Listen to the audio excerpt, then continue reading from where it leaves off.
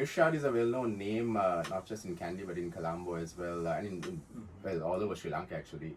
Well, Paranoid Earthling is, of course, better known, I guess, so. Your band. But before we go to your band, Mirshad, let's talk about Kandy a bit. I mean, since we're here, we're doing Gumming Gummata in Kandy this time around. Kandy seems to have developed a lot. There's a lot of a lot of shops all over. The city is buzzing a lot. From as someone who is just born in Kandy and been living in Kandy for some years, tell us a bit about Kandy now. How is it? Well, for me actually, since 2006, I was mainly based in Colombo, right? So I would always come home like for 1 night, 2 nights, and like get back. And after I moved here, like within, if you look at the last 10-15 years, there's been a lot of development. Yeah, like even like say the street I live in, this was just like a small residential neighborhood. It's like become like a city. So a lot of change has happened here. So the city has developed, I mean the central part of it. And even the other thing I like is like seeing the younger generation now, because it's changed a lot. Say, whereas when we were kids, like there was a lot of segregation, like say it was mainly guys in one, there was guy sets and there were girl sets, and then there were the parents protecting the girls, right? Now it's all like, it's a full mixed society, like guys, girls together, more socializing, a lot of things happening.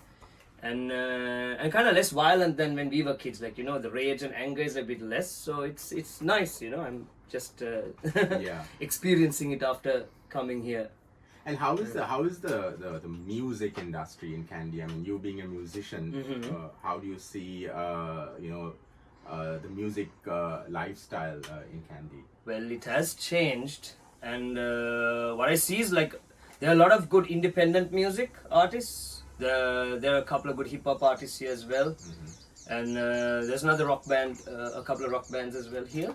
And what we see is like a lot of artists now can independently put their music out, get it into distribution labels, and like, you know, build their own audience, not only here but around the world, you know. So that's what I see that has happened in Kandy, and it's not just Kandy, I think it's island wide, all over the place. So we have a new independent music movement now, and it's all focused on original music. Whereas when we were kids, it was mainly covers, and that was the thing everyone expected. But now we have a good original music scene here. You don't hear much of heavy metal bands or rock bands coming out of Kandy. I mean, Kandy is always spoken of, you know, of this holy city. But you know, to talk of rock musicians coming from Kandy is very rare. You know, I mean, where did this come about? I mean, what got you involved in rock music in the first place? Well, I listened to Metallica, one album. That was the first time I totally got into the guitar-driven stuff. And I have to say, like my mom, like she used to listen to a lot of Guns N' Roses. She liked Nirvana, and like, you know, when I was a kid, like she used to play all this music at home. So that itself influenced me as well. And like since I was young, I always wanted to perform. I always wanted to, you know, do what I do. So your mom never had this, we are in your mini studio at your house in Kandy. Your mom never had this issue with sound here, with the loud music? No, I mean, yeah, she just shout now and then. I mean, like we used to practice in our hall when we started the band. But she's also an artist, so for her, like, you know, music is like, it wasn't a problem. And back in the day, this was the most lenient house. So a lot of my friends and all, they come from their home. Everyone like meets up here. So this is where you can like freely be yourself and, you know, have ideas, talk about, you know, different subjects. You couldn't even talk in your own house, especially even with an adult. You could talk about things. You know what I mean, right? Yes. So our house was kind of like the base. Like when our band started, like sometimes there'll be guys I don't even know who suddenly visit and they say, "Oh, is this band happening here?" And like, so it was like that, like until about 2005, I guess, the time we launched our EP. Then I had made the decision, you know, we need to move to like the bigger city because it's a bigger industry there, right? So you need to, you know, kind of edge yourself, you know, in the whole thing rather than being remote. But now it's fine because we've like built something, like, you know, built some sort of thing, like playing for all these years. So I could remotely work from here, and like whenever there's something to do, I'd go to Colombo, finish the work, come back, you know, that sort of a thing. So So Paranoid Earthling, you mentioned 2005, right? yeah. Your EP launch. So Paranoid It's a Earthling long has time been ago. around for a long time, yeah. Yeah. But a number of changes also have now taken place in your band, right? We were speaking earlier, just before shooting this interview, that you have now become the only remaining. The only remaining guy from the old lineup, because about a month and a half back, our bassist, who was with our band for like 21 years, a sailor, he decided to leave. He wanted to move on with his life, and we have a new bassist who has joined us, and we're going to take the band from there and see how things go. So yeah, I guess life goes on, whether Yeah. you know, whoever comes, whoever goes. But what's happening with Paranoid Earthling these days? Well, What's new? we released a single called Rain. We just released it about 3 days ago. So there's going to be more music following that. So we are going to we get ready for it. So yeah, there's going to be an entire Earthling assault. Is there still scope for, you know, heavy metal music in Sri Lanka, or is that something that is dying off right now? Not dying off. There's a core movement, but over here it's really hard for us to financially earn and survive just doing the music. Yeah. So for a lot of rock bands, a lot of our audiences are abroad. Say example us, like we tour, we go to India and we play, we have audience there. And there are other underground bands, like there's a band called Genocide Shrines, Chaturanga Fonseca. They are bands like very famous in Europe. So a lot of us are based here, but our music is more global. And thanks to streaming, internet and stuff, like we can actually project our music out there. And so what happens is we get tours, and then we travel, we go play around. So and is it that you don't have a bigger or wider audience here that you have to depend on, like, you know, countries like India or stuff like that, or is it that, you know, you're not getting the sort of support that you need from the authorities as well? Yeah, that all comes to play.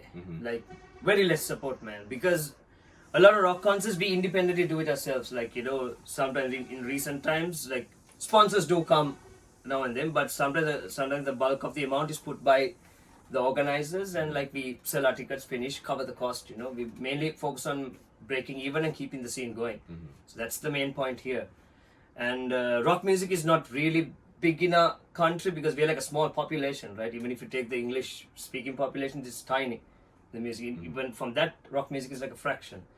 But rock music has gone towards the singular audience as well, you know. So our band, we performed in some festivals like Downtown Pulse, Red Festival of Love, and we kind of got exposed to the big audience as well. So I mean, there is a scene here, but when you think of it, we are like an island, right? We are a small landmass. So when you go to India, it's huge.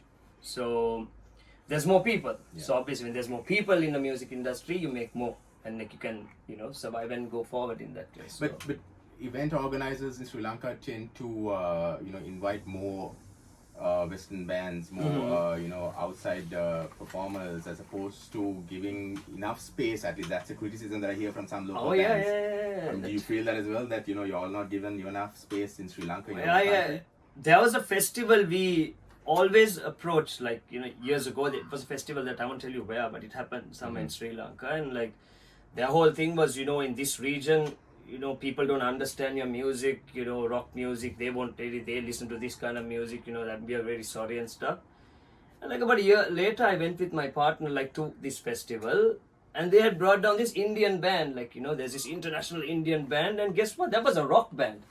And people there loved it, you know. So I was telling the organizer, look, there are bands even better than this that are in this country. There are a lot of good bands, you just don't give them the chance, you know. So when you look at the rock music scene, rockers are very independent, right? It's been an independent scene anyway. So we kind of, even more than going with media, so we'll just use social media, we'll just stay online and build our following there, and that's been, it's like a very underground independent scene. So I guess in this crisis situation as well, depending on social media and it's a good time though now for art. Right. The crisis has given a lot. I mean, look at the art out there, you know, bold art. Now people like, you know, who were scared to put out certain material and now just flooding the whole net with that shit. And I mean, that's what we need, right? And whenever there's calamity and crisis, out comes good art. You know, sometimes when you go to a country, you want to actually know things in the country, you go and listen to the music or read the literature there, you know. So experimenting this crisis has given people like you a chance to experiment, I guess. But you have some people who are saying that, you know, because of the economic crisis, there's nothing coming in, they're finding it difficult, they can't survive. But then you have people like you who have also been experimenting using other avenues to promote your music, right? It's this. Okay, it's a crisis. By the same time, technology is developing. We have blockchain technology. We have NFT. I mean, the art world is open into NFT space. And even music is now getting into the whole blockchain. And I mean, that's what the revolution is now. We have the revolution of the financial system that's happening around the world. And, you know, people using different currencies to trade whatever they want. So that's happening now. You know, that's what I'm excited about, actually. I mean, it's hard. It's really hard. And to me, I lived worse off than this, to tell you the truth, at one point. Like, when I moved to Colombo, I didn't move with any qualifications or anything, right? I just came to do music and I just did a side job. So at that time, we suffered like hell, man. And like, we can go through this as well, you know? I mean, being a musician, struggling musician, that thing happens. But what I say is, a lot of doors are open. We have a lot of tools, you know? A lot of tools are there. I mean, you have cryptocurrencies. And you go, basically, I mean, you could go to a far out village and take about 10 kids, give them 10 phones, put them $10 each, and teach them how to trade on Binance. You know, you have technology. We just need to get the technology out there to the whole country, because there are other ways you can earn, you know, not just this. And the whole model is changing now. And let's see. I mean, so I have a lot of hope for the younger generation, man. It's an amazing thing to see what happened in the last few months. You know, the whole Gota Goma protests and like people getting together. This whole environment. I mean, there are clashes for sure. There are different ideas. I mean, this is a time where ideas are all coming out, and you know, we are overthrowing the whole dictatorship. You know, so I mean, all those on top know not to play around with the people, because no matter what powerful dictator you have in any country, man, the people win in the end. It'll take 50 years. It'll take 100 years. It might even take 1 year. You know, but the people are the numbers, and the people win. They win in the end, man. It was really good talking to you, Mirshad. Yeah, man. Thank you for Thank you very much. Here Yeah. on